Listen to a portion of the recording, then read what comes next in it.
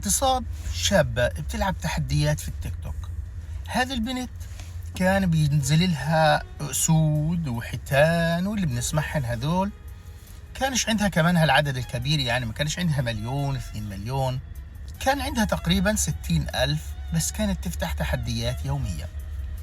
يوم كان واحد يدعمها من الإمارات، دعمها بأسد، كل ما تفتح بيعطيها أسد، حوت.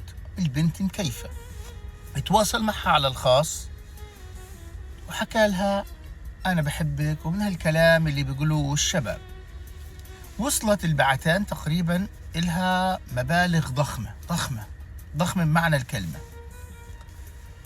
من الآخر بديش أطول، كان اللي ينزل لها أسد أي حدا غيره بينزل لها أسد، ينزل لها أسدين، إنه قال يعني إنه أنا الوحيد اللي عندك. يوم من الأيام حكى لها بدي أبعت لك تذكرة وتيجي عندي على الإمارات. طبعا القصة هذه واحدة بتحكيها زي ما هي بنقلها لكم. المهم قطعت التذكرة على الإمارات وراحت عشان تشوف خطيبها، والأدهى أمها قالت لها روحي هذا غني وبعتتها له يعني. المهم أول يوم أخذها أجر لها أوتيل باحترامها.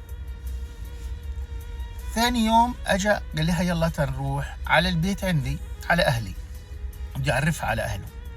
المهم أخذ البنت وراح بيها على بيت. فجأة خشت لقت 10 أشخاص جوا البيت.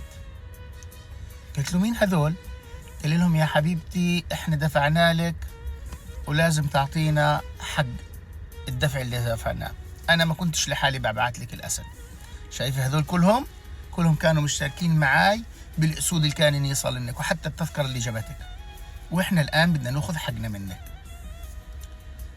10 اشخاص لمده اسبوع يطعموها ويشربوها تصبوها.